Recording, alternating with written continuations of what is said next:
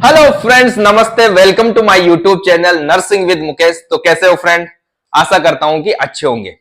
Friend, खुशी की बात है, आज जो ये टॉपिक है ऑटोनॉमिक नर्वस सिस्टम में, आज हम बात करेंगे पैरासिम्पैथेटिक नर्वस सिस्टम, जो कि आज इस नर्वस सिस्टम की अंतिम क्लास है। आज हमारा नर्वस सिस्टम कंप्लीट हो जाएगा।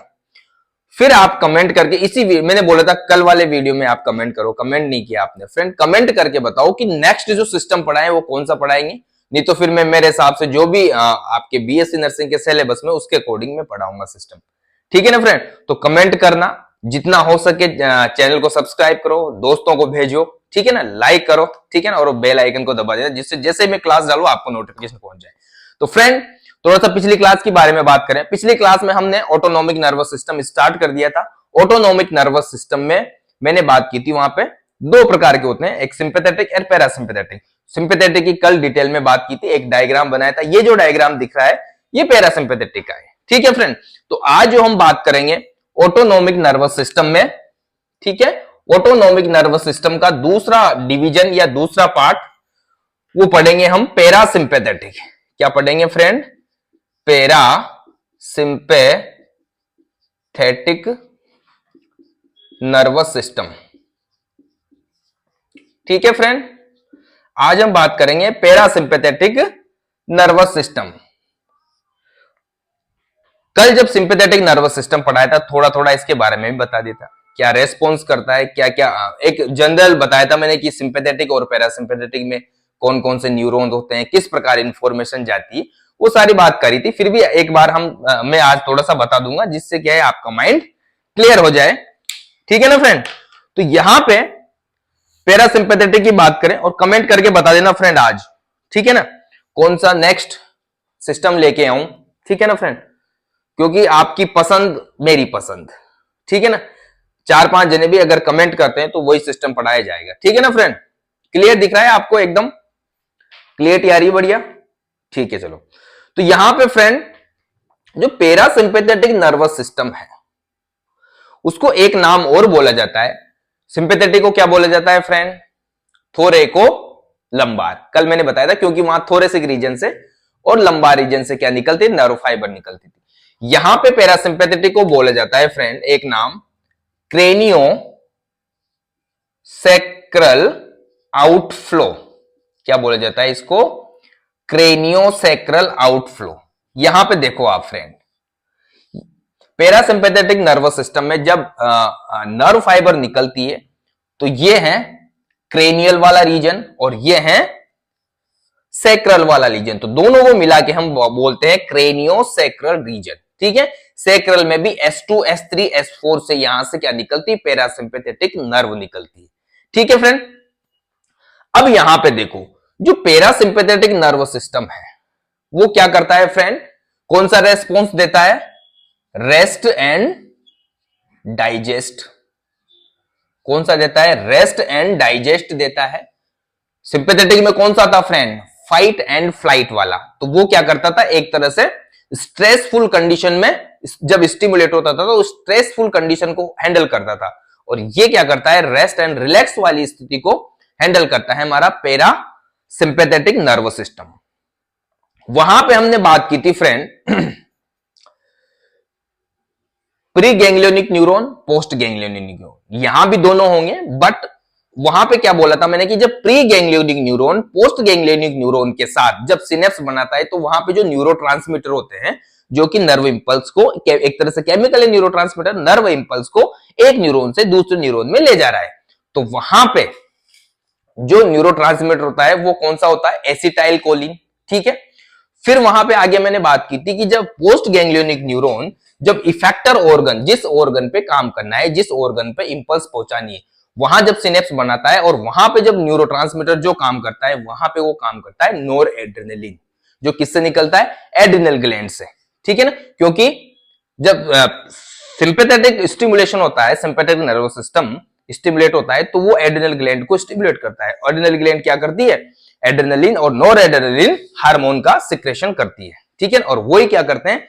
फाइट एंड फ्लाइट रेस्पॉन्स के लिए जिम्मेदार है। तो यहां पे पैरासिम्पैथेटिक नर्वस सिस्टम में pre ganglionic neuron and post ganglionic neuron, post ganglionic neuron and effector organ, दोनों के बीच, दोनों जगह जो न्यूरोट्रांसमीटर काम करेगा वो काम करेगा फ्रेंड एसिटाइल कोलिन। यहां पे नोर एड्रेनलिन काम नहीं करेगा, नोर एड्रेनलिन का रोल ही नहीं। पैरासिम्पैथेटिक नर्वस सिस्टम है, वो एड्रेनल ग्लैंड पे कुछ करता ही नहीं है, कोई मतलब नहीं उसे एड्रेनल ग्लैंड से, ठीक है ना। उस पैरासिम्पैथेटिक नर्वस सिस्टम का एड्रेनल ग्लैंड पे कोई फर्क नहीं पड़ता, ठीक है ना।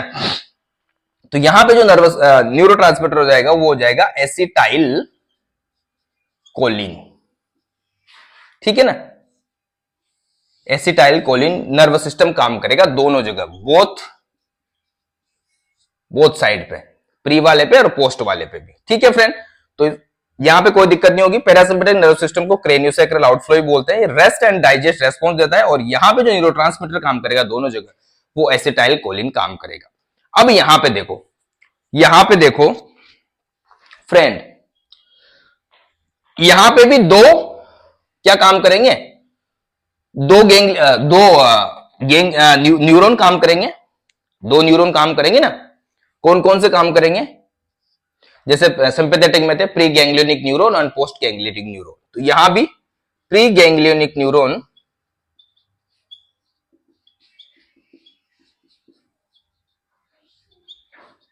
एंड पोस्ट गैंग्लियोनिक न्यूरॉन जो क्या करते हैं, इंपल्स लेके आते हैं ना, ये प्री पोस्ट पे देगा, पोस्ट ऑर्गन पे देगा।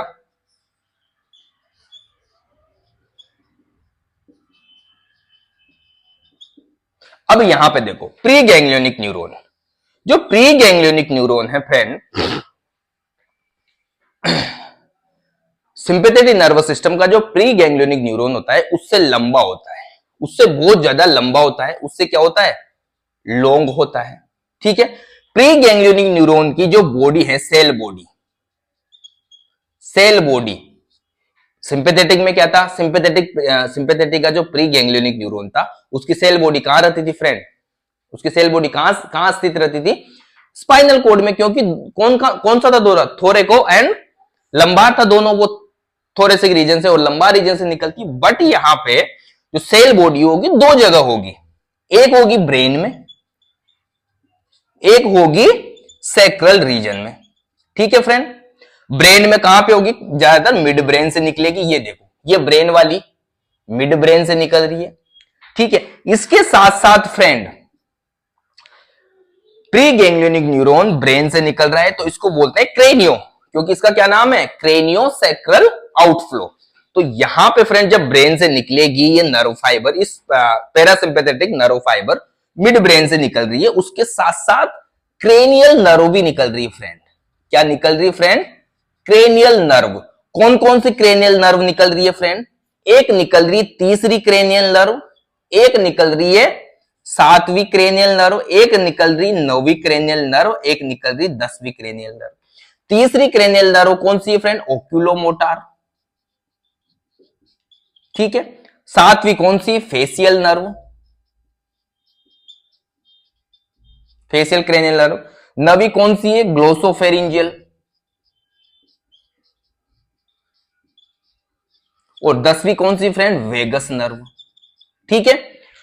ओक्यूलोमोटार कौन सी है, मोटार टाइप की है फ्रेंड, और ये तीनों फेशियल, ग्लोसोफेरिंजियल एंड वेगस ये है मिक्स्ड टाइप की, ये कौन सी है फ्रेंड, मिक्स्ड टाइप की है। तो यहां पे जब इसकी cell body, preganglionic neuron की सेल बॉडी जब यहां पे होती है ब्रेन में, तो ब्रेन में जब नर्व फाइबर निकलते हैं मिड ब्रेन से, तो उसके साथ साथ क्रेनियल नर्व भी निकलती। कौन कौन सी क्रेनियल नर्व निकलती, तीसरी, सातवीं, नवी और 10वीं, ठीक है। ओक्यूलोमोटार, फेशियल नर्व, ग्लोसोफेरिंजियल और वेगस नर्व, ठीक है फ्रेंड। तो ये इसके साथ साथ निकलती है क्रेनियल नर्व। उसके बाद हम बात करें फ्रेंड सैक्रल रीजन, इसकी जो सेल बॉडी होगी, इस प्री गैंग्लियोनिक न्यूरॉन की जो सेल बॉडी होगी वो कहां होगी, ग्रे मैटर के लेटरल कॉलम ऑफ, यूं बोलो lateral column of grey matter, lateral column of grey matter of the spinal cord, ठीक है। स्पाइनल कोड के ग्रे मैटर के लेटरल कॉलम से निकलती है या वहां पे स्थित होता है इसका cell body preganglionic neuron की, ठीक है। और यहां पे जब निकलती है यहां से, यहां से जो नर्व निकलता है वो निकलेगा S2 S3 and S4 sacral जो रीजन है उस लेवल से, क्योंकि स्पाइनल कॉर्ड कहां पे खत्म होगी फ्रेंड, L1 के पास में खत्म होगी। तो वहां से मैंने बताया था एक क्वाडा इक्विना जैसे वो फाइबर निकलते हैं, वहां से स्पाइनल नर्व निकलते हैं, कहां नीचे जाते हैं पूरी हमारी उसमें वर्टिब्री कॉलम में, फिर अपनी अपनी जगह से, जैसे सैक्रल का है तो सैक्रल रीजन से निकलेगा, लंबार का है तो लंबार रीजन से निकलेगा, कोकिस का है तो कोकिस रीजन से निकलता है। तो इस प्रकार निकलते हैं ये फ्रेंड। तो प्री गैंग्लियोनिक न्यूरॉन ध्यान रखना ये लंबा होता है, और यहां पे जब वो सिनेप्स बनाएगा तो कौन सा होगा न्यूरोट्रांसमीटर, यहां पे एसिटाइल कोलिन होगा। यहां पे एक चीज देखो फ्रेंड, आप डायग्राम देखो, यहां से ये प्री गैंग्लियोनिक न्यूरॉन निकल रहा है, तो पोस्ट गैंग्लियोनिक न्यूरॉन तो यहां बन ही नहीं रहा यार, दिखाया ही नहीं मैंने, सिर्फ और सिर्फ यहां दिखाया है, 1 2 3 4 जगह दिखाया है। यहां पे क्या है फ्रेंड, ये जितने भी ऑर्गन हैं जो पैरासिम्पैथेटिक नर्व सिस्टम में जो पोस्ट गैंग्लियोनिक न्यूरॉन होता है बहुत ही छोटा होता है। जो पोस्ट गैंग्लियोनिक न्यूरॉन की बात करें तो बहुत ही वेरी शॉर्ट, बहुत ही शॉर्ट होता है, शायद दिख भी नहीं पाता हमें वो, ठीक है ना, बहुत शॉर्ट होता है।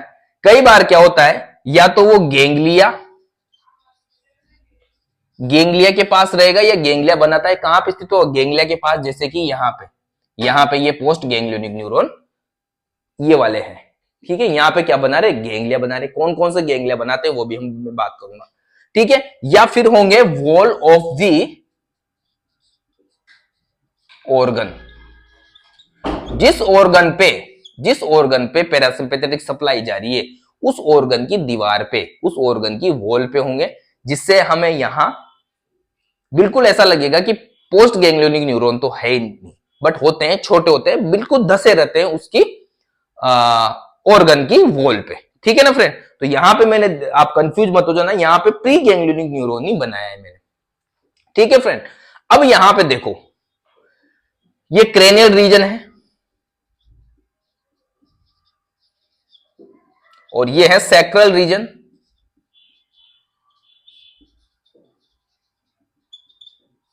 यहां से देखो 4 क्रेनियल नर्व निकल रही है, थर्ड ओक्यूलोमोटार एंड 7th कौन सी फेशियल, 9th ग्लोसोफेरिंजियल और 10th वेगस नर्व। चारों नर्व आगे जाके क्या बना रही है फ्रेंड, चारों नर्व क्या बना रही है, चारों क्रेनियल नर्व क्या बना रही है फ्रेंड, गेंगलिया बना रही है, ठीक है। गेंगलिया कौन सा, एक सीलियरी गेंगलिया। सीलियरी गेंगलिया क्या करता है, ये कहां सप्लाई देता है, पोस्ट गैंग्लियोनिक न्यूरॉन के साथ सिनेप्स बना के आई में पैरासिम्पैथेटिक सप्लाई दे रहा है, ठीक है। यहां पे टेरिगोपैलेटाइन गेंगलिया बना रही है, ये कहां पे, लैक्रिमल ग्लैंड पे सप्लाई कर रही है, ठीक है। यहां पे 9th क्रेनियल जो 7th है 2 बना रही है, ठीक है ना, टेरिगोपैलेटाइन एंड सबमैंडिबुलर। तो ये भी क्या करती है, सबमैंडिबुलर गेंगलिया भी कहां, सलाइवरी ग्लैंड पे ही करता है, पैरासिम्पैथेटिक नर्व सप्लाई कर रहा है। उसके बाद ओटिक, यहां पे ओटिक है वो भी सलाइवरी ग्लैंड पे करता है, बट कौन सी ग्लैंड में, पैरोटिड ग्लैंड में, ये यहां पे लिखा मैंने, पैरोटिड ग्लैंड पे सप्लाई कर रहा है। उसके बाद आ जाओ फ्रेंड, यहां पे वेगस नर्व कोई गेंगलिया नहीं बनाती, 10th क्रेनियल नर्व है, वेगस नर्व कोई गेंगलिया नहीं बनाती, ये डायरेक्ट सप्लाई करती है, देखो हार्ट में सप्लाई कर रही है, ट्रेकिया में सप्लाई कर रही है, ये भी ट्रेकिया में कर रही है, ठीक है ना। इसकी अलग अलग ब्रांचें निकल गई, फिर स्टोमक में भी कर रही है, liver, gall bladder, pancreas, kidney, small intestine and large intestine. क्योंकि वेगस नर्व को क्या बोलते हैं फ्रेंड, वेंडेरर, क्या बोलते हैं, वेंडेरर। वेंडेरर क्या होता है, ट्रेवलर, जो ट्रेवलर सब जगह घूमता है। तो हमारी जो वेगस नर्व है ये भी सब जगह घूमती है फ्रेंड, वेगस नर्व घूमती है, उसके साथ साथ पैरासिम्पैथेटिक जो नर्व है उनको भी घुमाता है, वो भी मजे करते हैं, ठीक है ना। तो इस प्रकार इन ऑर्गन पे क्या होती है, पैरासिम्पैथेटिक नर्व सप्लाई होती है। अभी मैं बात करूंगा किस प्रकार ऑर्गन को अफेक्ट करते हैं, वो सारी बातें करेंगे। फिर यहां पे देखो सैक्रल रीजन पे आ जाओ फ्रेंड, S2 S3 S4 यहां से निकलती है। तो S2 वाली ब्रांच है, मतलब तीनों एक मिलके एक तरह से क्या आते हैं, गैंग्लियाटिक टाइप गेंगलिया ही बनाते, पर बनाते नहीं है, यहाँ पे तीनों जाके मिल जाते हैं, फ्लेक्सस टाइप बनाते। फिर मिलने के बाद आगे से इनकी ब्रांचेस निकलती, फ्लेक्सस बन जाते। एक ब्रांच जाती लार्ज इंटेस्टाइन में, एक जाती एनल में, एक ब्लैडर में, एक जेनाइटल ऑर्गन में। इस प्रकार ये क्या करते हैं, नर्व सप्लाई करते हैं, पैरासिम्पेथेटिक नर्व सप्लाई। यहां तक कोई दिक्कत नहीं होनी चाहिए फ्रेंड, यहां तक कोई दिक्कत नहीं होनी चाहिए, ठीक है। उसके बाद यहां पे हम बात करें कि जो पैरासिम्पेथेटिक नर्वस सिस्टम है वो क्या काम करता है। काम आपको पता है friend, rest and digest. Sympathetic क्या करता था, हमारे कार्डियक या हार्ट की और रेस्पिरेटरी सिस्टम की एक्टिविटी को बढ़ाता था, ठीक है। पैरासिम्पेथेटिक उस एक्टिविटी को कम करता है, ठीक है। यहां पे देखो क्या नाम है, रेस्ट एंड डाइजेस्ट। रेस्ट का मतलब रिलैक्स रखता है बॉडी को, जितने भी रिलैक्सेशन काम होंगे वो करेगा, वो रिलैक्स करेंगे ऑर्गन को। उसके बाद डाइजेशन, जो भी डाइजेशन से मतलब जो चीजें डाइजेशन को बढ़ाएगी, डाइजेशन को कैसे बढ़ाएगी, गैस्ट्रो इंटेस्टाइनल जूस का सीक्रेट होगा तो डाइजेशन बढ़ेगा, बाइल पिगमेंटेशन का सीक्रेशन होगा तो डाइजेशन बढ़ेगा, एब्जॉर्प्शन बढ़ाएगा, ठीक है ना। तो रेस्ट को बढ़ाता है और डाइजेशन को बढ़ाता है, ठीक है ना। तो ये काम है। अब यहां पे एक चीज देखते हैं फ्रेंड, किस प्रकार अफेक्ट करते हैं, affect of autonomic nervous system. अब हेडिंग डालेंगे अलग से, ये तो हो गया सिंपैथेटिक पैरासिम्पेथेटिक, ठीक है। कोई कंफ्यूजन हो तो कमेंट करके बताना फ्रेंड, ठीक है।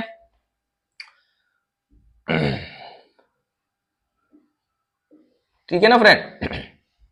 अब यहां पे हम बात करेंगे सिस्टम वाइज, किस सिस्टम में क्या अफेक्ट डालता है, ठीक है। यहां पे फ्रेंड ऑटोनोमिक नर्वस सिस्टम है, दोनों एक साथ काम करते हैं, एक दूसरे के ऑपोजिट या ओपोज में काम करते हैं। एक बढ़ाता है तो एक घटाता है, एक रुलाता है तो एक हंसाता है एक डराता है तो एक रिलैक्स करता है, ठीक है ना। इस प्रकार इनके काम ओपोज है, उल्टे हैं, एक दूसरे से उल्टे हैं। और इनकी वजह से, सिंपैथेटिक और पैरासिम्पैथेटिक की वजह से हमारे जो फिजियोलॉजिकल नीड है, बाहर कोई इन्वायरमेंटल चेंज हो रहा है, उसकी वजह से हमारी बॉडी को उस टाइप में अकोमोडेट करना, ठीक है ना, उस इन्वायरमेंट के अकॉर्डिंग, ये भी कौन करता है, हमारा ऑटोनोमिक नर्वस सिस्टम ही करता है, ठीक है ना फ्रेंड। हमारे अंदर जो चेंजेज होते हैं वो भी किसकी वजह से होते हैं बॉडी में, ऑटोनोमिक नर्वस सिस्टम की वजह से होते हैं। तो यहां पे हम हेडिंग डाल देंगे friend,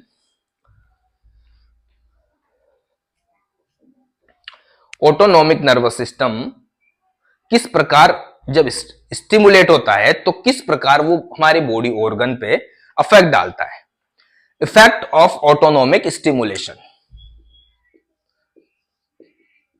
effects of autonomic stimulation.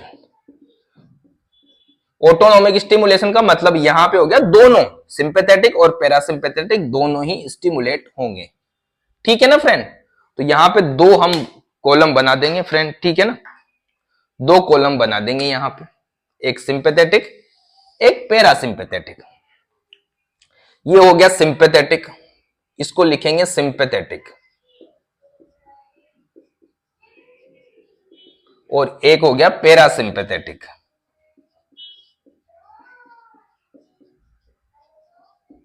ठीक है फ्रेंड, पैरासिम्पैथेटिक एंड सिंपैथेटिक। यहां पे क्या है, इसलिए बताया था, मैं पहले भी बता देता, बट क्या है, दोनों एक साथ आप देखोगे ना तो कंपैरिजन कर पाओगे, किस प्रकार समझ पाओगे कि सिंपैथेटिक क्या करता है और पैरासिम्पैथेटिक क्या करता है, किस प्रकार हमारे ऑर्गन को अफेक्ट करता है। फ्रेंड लास्ट क्लास है ये, पहले बता रहा हूं मैं, कमेंट करके बता था नेक्स्ट कौन सा टॉपिक लेके आए, नेक्स्ट कौन सा सिस्टम लेके आए, ठीक है। क्योंकि जब भी आपने बोला, आप कमेंट आए थे नर्वस सिस्टम के, नर्वस सिस्टम पढ़ाया, उससे पहले आया था कि स्केलेटो मस्कुलोस्केलेटल सिस्टम पढ़ाओ, तो वो पढ़ाया, ठीक है ना फ्रेंड। नहीं तो मैं कोई छोटा मोटा सिस्टम भी उठा लेता, ठीक है ना फ्रेंड। यहां पे सबसे पहले हम बात करेंगे कार्डियोवैस्कुलर सिस्टम।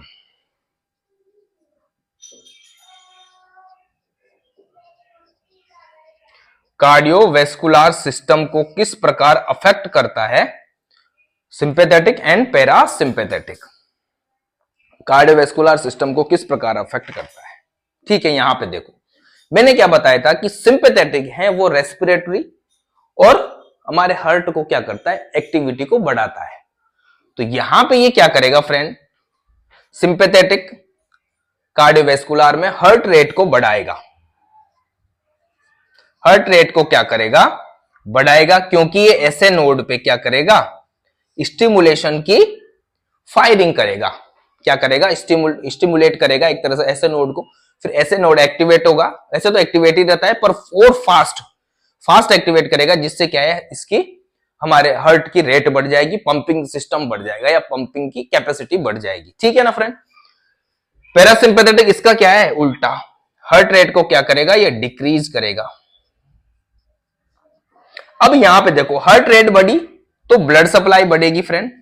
क्या बढ़ेगी, ब्लड सप्लाई बढ़ेगी, तो जो कार्डियक मसल है उसको ब्लड सप्लाई अच्छी मिलेगी। ठीक है ना, ज्यादा ब्लड सप्लाई मिलेगी। हार्ट रेट को कम कर रहा है तो क्या होगा, कार्डियक आउटपुट या ब्लड सप्लाई क्या हो जाएगी, डिक्रीज हो जाएगी, जिससे क्या होगा, कार्डियक मसल को कम ब्लड सप्लाई होगी। ठीक है, यहां तक कोई दिक्कत नहीं होनी चाहिए। तो ये फर्स्ट काम हो गया, सिंपैथेटिक क्या करता है, हार्ट रेट बढ़ाता है। दूसरा पैरासिम्पैथेटिक क्या करता है फ्रेंड, हार्ट रेट को कम करता है। ठीक है, यहां पे यही इसी से संबंधित है, कोरोनरी आर्टरी को क्या करता है, ये डायलेट करता है। कोरोनरी आर्टरी को डायलेट करेगा तो वही क्या होगा, कार्डियक आउट ब्लड सप्लाई बढ़ेगी। ठीक है ना, क्या बढ़ेगी, ब्लड सप्लाई बढ़ेगी, और वही कार्डियक मसल को क्या करेगी, अधिक ब्लड सप्लाई मिलेगी। ठीक है ना, यहां पे कोरोनरी आर्टरी को क्या करेगा, ये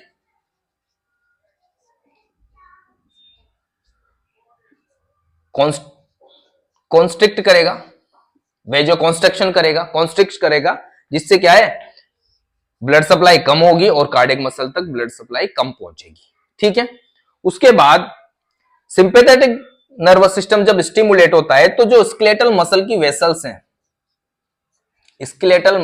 वेसल्स हैं उनको भी क्या करता है, ये डायलेट करता है। स्केलेटल मसल की ब्लड वेसल को, उनको भी क्या करता है, डायलेट करता है, जिससे क्या है, ब्लड सप्लाई बढ़ती है और स्केलेटल मसल्स में ब्लड सप्लाई बढ़ाती है। हमारे एक तरह से बोन्स, पूरा एक तरह से स्केलेटल मसल जितनी भी बोन को सपोर्ट करती है मसल्स, उन पे क्या करता है, ये ब्लड सप्लाई बढ़ाता है। ठीक है,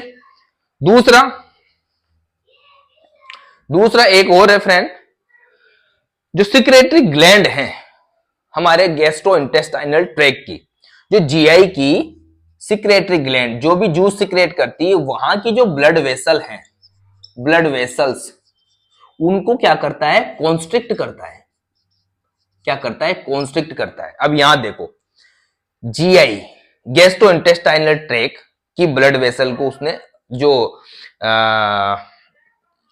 गैस्ट्रोइंटेस्टाइन ट्रैक्ट की जो ग्लैंड है, सिक्रेटरी ग्लैंड, कोई भी ग्लैंड, जैसे पैनक्रियाज भी पैनक्रियाटिक जूस करता है। ठीक है, जितने भी जूस सिक्रेट होते हैं वहां से, उनको क्या करता है, उनकी ब्लड वेसल को क्या करता है, कॉन्स्ट्रिक्ट करता है। तो ब्लड सप्लाई नहीं होगी, ब्लड सप्लाई कम होगी या नहीं होगी तो कम होगी, नहीं होगी तो बिल्कुल नहीं होगी। तो वो क्या करेगा, फिर इस सिक्रेशन को कम कर देगा। जो भी सिक्रेशन कम होगा तो डाइजेशन कम होगा। ठीक है ना, तो सिंपैथेटिक जब स्टिमुलेशन होता है तो डाइजेशन कम हो जाता है, क्योंकि डाइजेशन को कौन बढ़ाता है, रेस्ट एंड डाइजेस्ट कौन करता है, पैरासिम्पैथेटिक। तो ये क्या करता है, डाइजेशन को कम करता है। वो अभी हम जब डाइजेस्टिव सिस्टम में आएंगे तब बात करेंगे। अब यहां देखो, यहां पे तीनों चीजें होगी। एक तो दोनों स्केलेटल मसल्स और जीआई ट्रैक, स्केलेटल मसल और जीआई ट्रैक दोनों को ये क्या करता है फ्रेंड, स्केलेटल मसल की ब्लड वेसल्स को तो डायलेट करता है, और जो गैस्ट्रोइंटेस्टाइनल ट्रैक्ट की सिक्रेटरी ग्लैंड है उनको कॉन्स्ट्रिक्ट करता है। बट यहां पे पैरासिम्पैथेटिक में ये कोई काम नहीं करता, ये सिर्फ और सिर्फ कोरोनरी आर्टरी पे ही काम करता है। पैरासिम्पैथेटिक ध्यान रखना फ्रेंड, कोई भी ब्लड वेसल्स पे काम नहीं करेगा। पैरासिम्पैथेटिक जब स्टिमुलेट होगा तो सिर्फ और सिर्फ वो कोरोनरी आर्टरी को कॉन्स्ट्रिक्ट करेगा। ठीक है ना, ये ध्यान रखना फ्रेंड। तो ये हो गया कार्डियोवेस्कुलर सिस्टम वाला। ठीक है ना, तो इस प्रकार कार्डियोवेस्कुलर सिस्टम को, कार्डियो मैंने हार्ट, वेस्कुलर मैंने वेसल्स, ठीक है ना, तो इस प्रकार कार्डियोवेस्कुलर सिस्टम को अफेक्ट करता है हमारे autonomic nerve stimulation, autonomic nervous system. जब ऑटोनोमिक नर्वस सिस्टम स्टिमुलेट होता है तब ये काम करता है हमारे कार्डियोवेस्कुलर सिस्टम में, ठीक है। उसके बाद लेके आते हैं फ्रेंड रेस्पिरेटरी सिस्टम, ठीक है, मिटा दो ना। रेस्पिरेटरी सिस्टम, रेस्पिरेशन को या रेस्पिरेटरी सिस्टम को किस प्रकार अफेक्ट करता है वो भी यहां बात कर लेते हैं।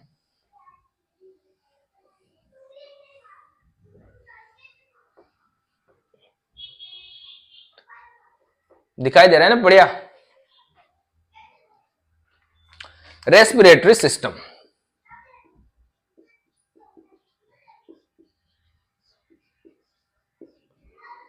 रेस्पिरेटरी सिस्टम की बात करें फ्रेंड तो ये क्या करता है, जब सिंपैथेटिक नर्वस सिस्टम स्टिमुलेट होता है तो ये क्या करता है, जो स्मूथ मसल्स हैं, smooth muscles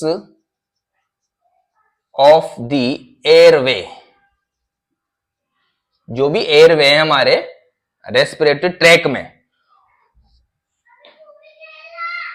smooth muscles of the airway उनको क्या करता है, डायलेट करता है। इसको क्या बोलेंगे friend, bronchodilator, bronchodilation, bronchodilation, ठीक है। क्या करता है, ब्रोंको डायलेशन। स्मूथ मसल को क्या करता है, उस smooth muscle of the airway उसको क्या करता है, रिलैक्स करता है, सॉरी, उसको रिलैक्स करता है। रिलैक्स करेगा तो डायलेट होगी ना, वो कोई चीज रिलैक्स करेंगे तो डायलेट हो जाएगी, कॉन्स्ट्रिक्ट करोगे तो सक्रिय हो जाएगी, ठीक है ना, कॉन्स्ट्रक्शन हो जाएगा उसका, डायलेट होगी, उसको क्या बोलेंगे, ब्रोंको डायलेटर।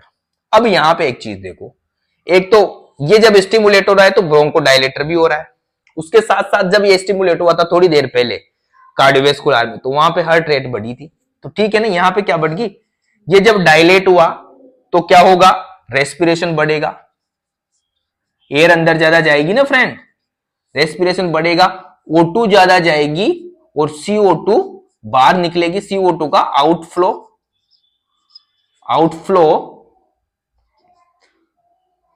आउटफ्लो बढ़ेगा, ठीक है ना, ऑक्सीजन अंदर आएगी, जोर जोर से सांस लेंगे, इंस्पिरेशन एक्सपिरेशन होगा, ठीक है ना, O2 अंदर आएगी और CO2 बाहर निकलेगी, फास्ट हो जाएगा रेस्पिरेशन।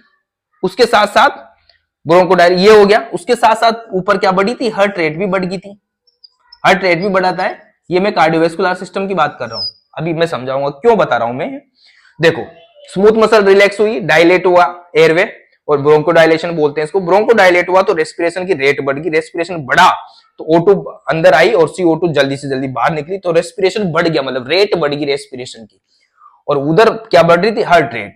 और जब ये चीजें सारी होती है, ये कहां होती है friend, fight and flight response में, कहां होती है, फाइट एंड फ्लाइट रेस्पॉन्स में।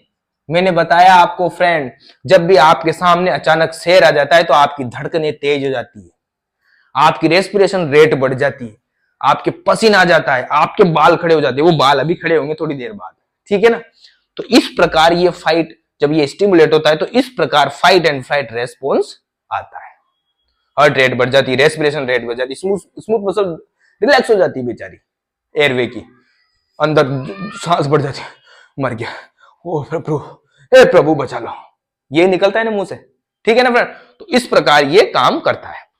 पैरासिम्पैथेटिक क्या करेगा, फिर कहां तक बेचारा ये करता रहेगा, अगर ऐसा ही रहा तो फिर इसको भी तो काम करना है ना, रिलैक्सेशन भी तो देगा ना। फिर ये क्या करता है फ्रेंड, स्मूथ मसल को क्या करता है, smooth muscle of the Airways को क्या करता है, कॉन्स्ट्रिक्ट या कॉन्ट्रैक्ट करता है, कॉन्ट्रैक्ट बोल दो, ठीक है, कॉन्ट्रैक्ट करता है तो क्या होता है, Bronco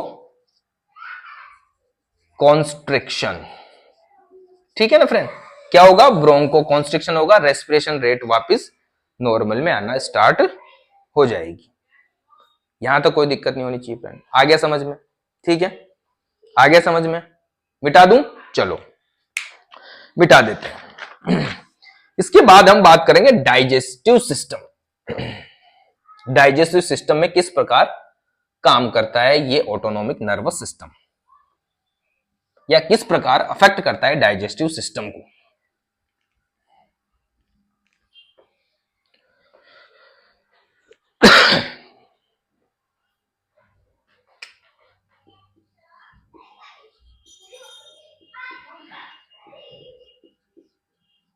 digestive system, sympathetic stimulation हुआ, सिंपैथेटिक स्टिमुलेशन हुआ तो फाइट एंड फ्लाइट रेस्पॉन्स आएगा। अब फाइट एंड फ्लाइट रेस्पॉन्स के लिए फ्रेंड आपको क्या चाहिए, या तो उसे लड़ना पड़ेगा या भागना पड़ेगा। जब कब लड़ोगे, जब आपके पास एनर्जी होगी। कब भागोगे, जब आपके पास एनर्जी होगी। तो जब ये स्टिमुलेट होता है तो लीवर को कहता है, ये किसको कहता है, लीवर को, कि भाई जो ग्लाइकोजन है ना उससे ग्लूकोज जल्दी बनाओ। क्या बनाओ, ग्लूकोज बनाओ और मुझे इस आदमी को एनर्जी दो। तो यहां पे जब सिंपैथेटिक स्टिमुलेशन होता है डाइजेस्टिव सिस्टम में, तो यहां पे क्या होता है फ्रेंड, लीवर को स्टिमुलेट करता है एक तरह से, या लीवर सेल्स को, वो क्या करती है, ग्लाइकोजन को ग्लूकोज बनाने में, मतलब ग्लूकोज बनाने के लिए, ग्लाइकोजन से ग्लूकोज बनता है, ठीक है ना, उसको बनाने के लिए क्या करती है, बढ़ावा देती है उसको। जब ये सिंपैथेटिक स्टिमुलेशन होता है तो वहां पे ग्लूकोज ज्यादा बनती है, जिससे फिर देख लो, एक बात आप मेरी बात सुन लो फ्रेंड, आदमी कितना भी थका हुआ हो,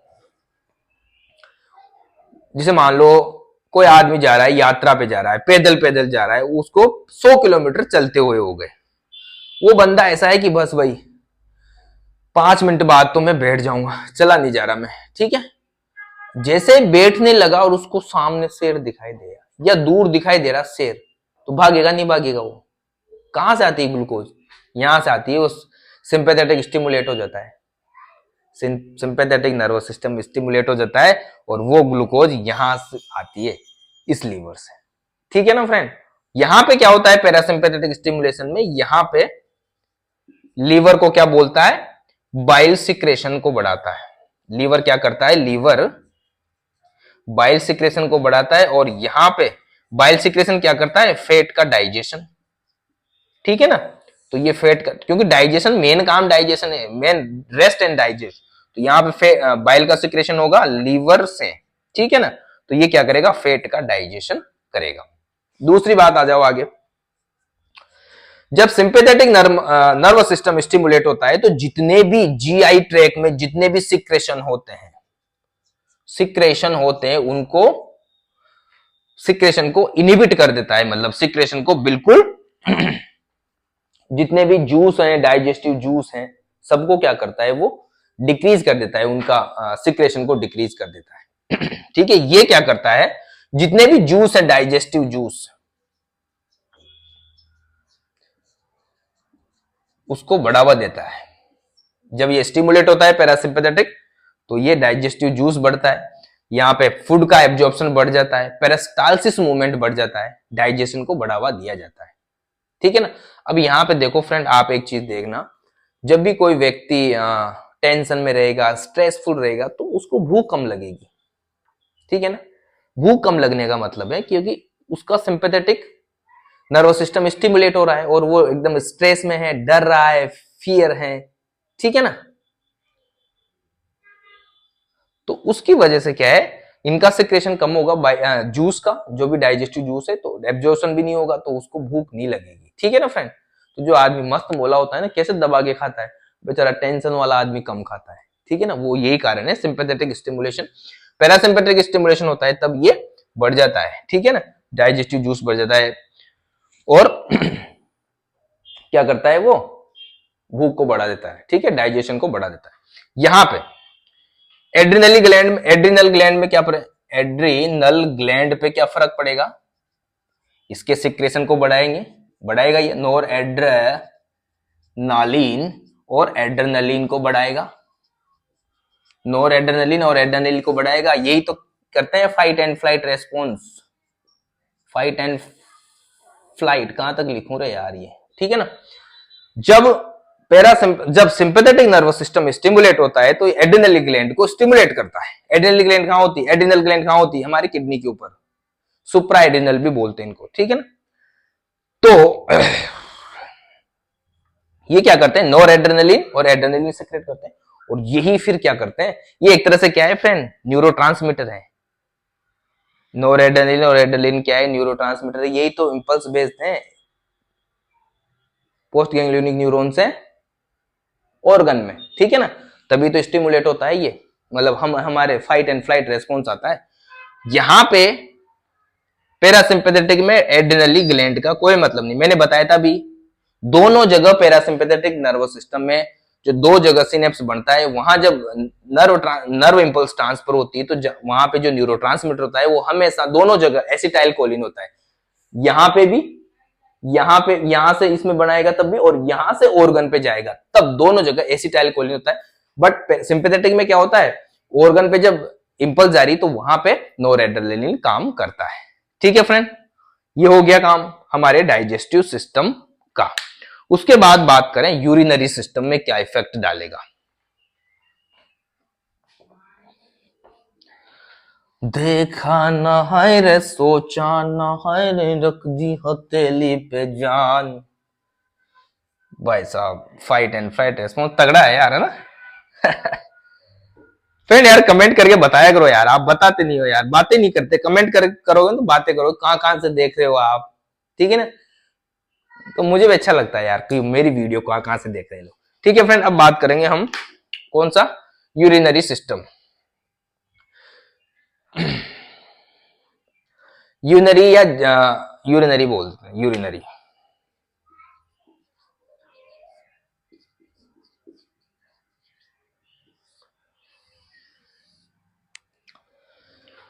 यहां पे यूरिनरी सिस्टम में जब सिंपैथेटिक स्टिमुलेशन होता है ना फ्रेंड, तो ये जो यूरेथ्रल और एनल स्पिंटर होते हैं ना, यूरेथ्रल और एनल स्पिंटर उसकी टोन को क्या करते हैं? बढ़ा देते हैं। या एनल आ गया एक तरह से डाइजेस्टिव सिस्टम का पार्ट है, पर स्पिंटर तो दोनों को यहां पे बता देता हूं। यूरिनरी सिस्टम की बात करें तो यहां पे जब सिंपैथेटिक स्टिमुलेशन होता है तो यूरेथ्रल एंड एनल स्पिंटर होते हैं ना, जिसकी वजह से हमारा पेशाब कहां पे रुकता है? यूरेथ्रल स्पिंटर क्या करता है? यूरिन को ब्लैडर में रोकने का काम करता है। एनल स्पिंटर क्या करता है? हमारे स्टूल को एनल रीजन में रोकने का काम करता है, रेक्टम में रोकने का काम करता है, ठीक है। अब यहां पे देखो, ये क्या करता है? जब सिंपैथेटिक स्टिमुलेशन होता है तो टोन को बढ़ाता है। टोन को बढ़ाने का मतलब है उसकी टोन बढ़ रही, तो मतलब ये और मजबूत हो रहे हैं स्पिंटर, मतलब रोक के रखने का काम करें। रिलैक्स नहीं हो रहे एकदम, उसको क्या कर रहे हैं? रोक रहे हैं, रिलैक्स नहीं हो रहे ये, ठीक है ना। कॉन्ट्रैक्ट हो रहे हैं स्पिंटर, ठीक है ना। तो यहां पे रोक के रखेंगे, यहां पे रोक के रखेंगे, यहां पे रोक के रख दिया। इसके बाद जो ब्लैडर है, यूरिनरी ब्लैडर, उसकी वॉल रिलैक्स रहेगी। उसकी वॉल को क्या करेंगे? रिलैक्स करेंगे। वॉल रिलैक्स करेंगे, एक तो ये बंद कर दिया, स्पिंटर दोनों बंद कर दिया, वॉल रिलैक्स कर दी, तो वॉल रिलैक्स कर दी तो यूरिन ज्यादा फिल होगा। किसमें किसमें फिल होगा? ब्लैडर में, ठीक है। टोन बढ़ा दी, मतलब यूरिन को बाहर निकलने से रोका जा रहा है, सिर्फ और सिर्फ स्टोर किया जा रहा है जब ये स्टिमुलेट हो रहा है तब, ठीक है। तो ये क्या करेंगे? मिक्चुरेशन। मिक्चुरेशन क्या होता है? यूरिन पास करना। Micturition and defecation. डिफिकेशन की स्पेलिंग गलत। मिक्चुरेशन एंड डिफिकेशन को क्या कर रहा है फ्रेंड? इनहिबिट कर रहा है, कम कर रहा है। पेशाब को नहीं जाने दे रहा है, स्टूल को बाहर नहीं जाने दे रहा, क्योंकि यहां पे टोन बढ़ गई दोनों स्पिंटर की, यूरेथ्रल स्पिंटर की और एनल स्पिंटर की, ठीक है। तो यहां पे पेशाब भी नहीं आ रहा और यूरिन भी नहीं आ रहा जब ये स्टिमुलेट हो रहा है। ये अब देखो, शेर सामने आया, ये स्टिमुलेट हुआ, आपके क्या हुआ? पेशाब भर गया किसमें? ब्लैडर में, और स्टूल भी आ गया भाई साहब, वो पर रेक्ट में बाहर नहीं आया। अब देखो, कभी तो ये भी स्टिमुलेट होगा ना, अब ये थोड़ी स्टिमुलेट रहेगा। अब जैसे ये तो स्टिमुलेट हुआ, थोड़ी देर बाद जैसे रिलैक्स होगा आदमी, थोड़ी देर बाद क्या है, पैरासिम्पैथेटिक स्टिमुलेशन होगा। पैरासिम्पैथेटिक स्टिमुलेशन होगा तो इसका उल्टा हो जाएगा, जो ये टोन है ये कम हो जाएगी, यूरेथ्रल और एनल टोन कम हो जाएगी, और ये ब्लेडर रिलैक्स है वो कॉन्स्टेंट हो जाएगा, तो ब्लेडर से, रेक्टम से या ब्लेडर से दबाव पड़ेगा, तो यूरिन बार और स्टूल बार। तो कई बार देखा होगा फ्रेंड आपने, कई बार तो अगर शेर सामने आ जाए तो बोलते हैं ना, शेर सामने जाए तो मुंह देगा, पेशाब कर देगा, पोटी आ जाएगी, स्टूल बाहर निकल जाएगा डर के सामने। जब डर लगता है आदमी तो मुंह देता है ना पेंट में, तो ये कारण है, इस प्रकार मुंहता है वो। यूरिनरी ये सॉरी सिंपैथेटिक स्टिमुलेशन होगा तो ये सारा यूरिन और स्टूल को स्टोर कर लेंगे, ठीक है, स्पिंटर की टोन बढ़ जाएगी। बट फिर जब ये पैरासिम्पैथेटिक स्टिमुलेट होता है तो यूरिन, जो यूरिनल स्पिंटर और जो एनल स्पिंटर है वो रिलैक्स हो जाएंगे, और ये जो ब्लैडर वॉल है वो उसका कॉन्ट्रैक्शन हो जाएगा, और यूरिन और स्टूल दोनों बाहर, इस प्रकार आते हैं फ्रेंड। ठीक है, यहां तक कोई दिक्कत नहीं होनी चाहिए, यहां तक कोई दिक्कत नहीं होनी चाहिए, ठीक है। आंखों की बात कर लेते हैं अब, आंखों से आंखें मिली, ठीक है। ऑफ्थेल की बात कर लेते हैं, ऑफ्थेल आंखों की। आई को किस प्रकार अफेक्ट करता है ऑटोनोमिक नर्वस सिस्टम, आई की बात कर लेते हैं। आई की बात करें, आई को क्या करता है फ्रेंड, पीपल को डायलेट करता है ये, और ये कॉन्स्ट्रिक्ट। पीपल डायलेट कब होते हैं फ्रेंड, डार्कनेस में, डार्क अंधेरे में, ठीक है, और पीपल कॉन्स्ट्रिक्ट कब होते हैं, लाइट में, ठीक है ना। तो लाइट में क्या होगा, पैरासिम्पैथेटिक स्टिमुलेशन होगा, और जैसे लाइट पड़ती है आंखों में, पैरासिम्पैथेटिक स्टिमुलेशन हुआ, इंपल्स आया और उसने आंखें को कॉन्स्ट्रिक्ट कर लिया, पीपल कॉन्स्ट्रिक्ट कर लिया, ठीक है। अंधेरा था, अंधेरा हुआ, अचानक सिंपैथेटिक स्टिमुलेशन हुआ और पीपल डायलेट हो गए, ठीक है। दूसरी यहां पे दूसरा क्या करता है, जो सीलियरी मसल होती है ना फ्रेंड, सीलियरी मसल को रिलैक्स करता है ये,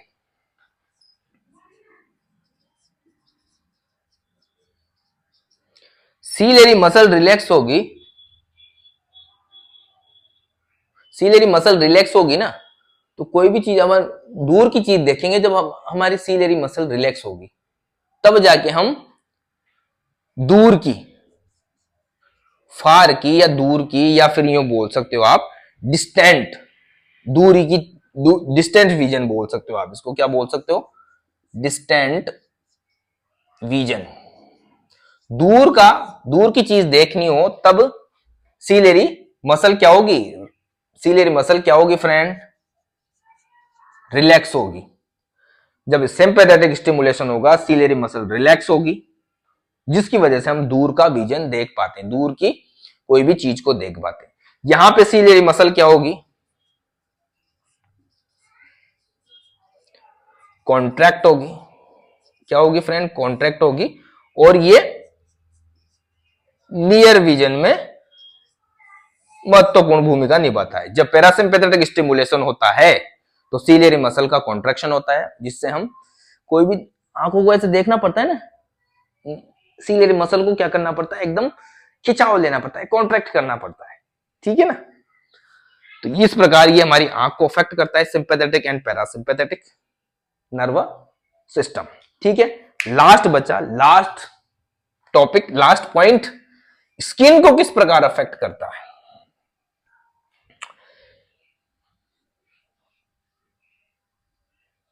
हमारे इंटेगुमेंट्री सिस्टम, स्किन को ही बोलते हैं ना सिस्टम, स्किन इंटेगुमेंट्री सिस्टम में पढ़ते हैं ना स्किन, स्किन को किस प्रकार अफेक्ट करता है।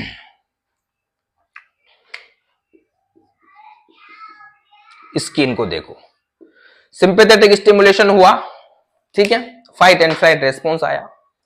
जब भी आपके सामने शेर आता है या डर पैदा होता है आपके अंदर, जब कोई डर लगता है तो पसीना आता है ना बॉडी में, पसीना आता है और ये बाल एकदम खड़े हो जाते हैं, क्या बोलते हैं, रुआड़ी खड़ी होगी, ठीक है ना, बाल खड़े हो जाते हैं और स्किन ऐसे जो मसल्स है ना उभार दिखने लग जाते हैं, ऐसे देखते हो ना आप, क्या बोलते हैं उसको, उसको बोला जाता है, एक टर्म है उसको बोला जाता है गूज फ्लेस। गूज फ्लेस टर्म है। गूज फ्लेस में क्या होता है, ये बाल खड़े हो जाते हैं, पसीना आ जाता है, ठीक है ना, ऐसे फॉलिकल्स दिखते हैं हमें, ठीक है ना।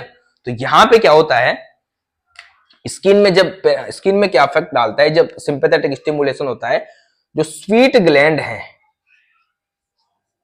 स्वीट ग्लैंड है वो क्या करती है, स्टिमुलेट हो जाती है, स्टिमुलेट हो जाती है और स्वीट का सिक्रेशन करती है, स्वीट का सिक्रेशन बढ़ाती है, पसीने का सिक्रेशन बढ़ा देती है। क्या बढ़ा देती है फ्रेंड, पसीने का सिक्रेशन बढ़ा देती है। और अरेक्टर पिलाई है, अरेक्टर पिलाई क्या होती है भी बात करें, अरेक्टर पिलाई, इरेक्टर, अरेक्टर पिलाई, अरेक्टर पिलाई, अरेक्टर पिलाई क्या होती है, कॉन्ट्रैक्ट हो जाती है, अरेक्टर पिलाई क्या हो जाती है, कॉन्ट्रैक्ट हो जाती है। जो हमारे हेयर है ना फ्रेंड, ये हेयर, स्किन के ऊपर हेयर है, वहां पे नीचे फॉलिकल्स होते हैं, ठीक है ना, उन हेयर फॉलिकल के नीचे क्या होती है, मसल्स होती है, उनको बोला जाता है अरेक्टर पिलाई। क्या बोला जाता है friend, arrector pili, muscles in the hair follicle, उसको बोला जाता है अरेक्टर पिलाई।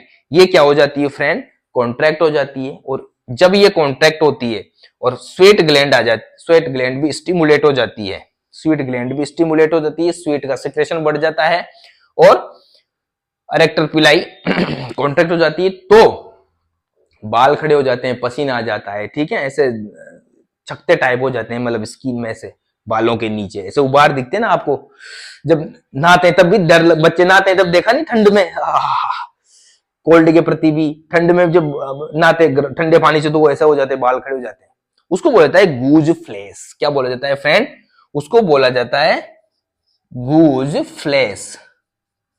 और ये गूज फ्लेस कब होता है, जब कोई डर की स्थिति होती है, ठीक है ना, ठंडे पानी से नहाना भी तो डर ही है भाई, सर्दी में तो भी, है ना तब गूज फ्लेस होता है।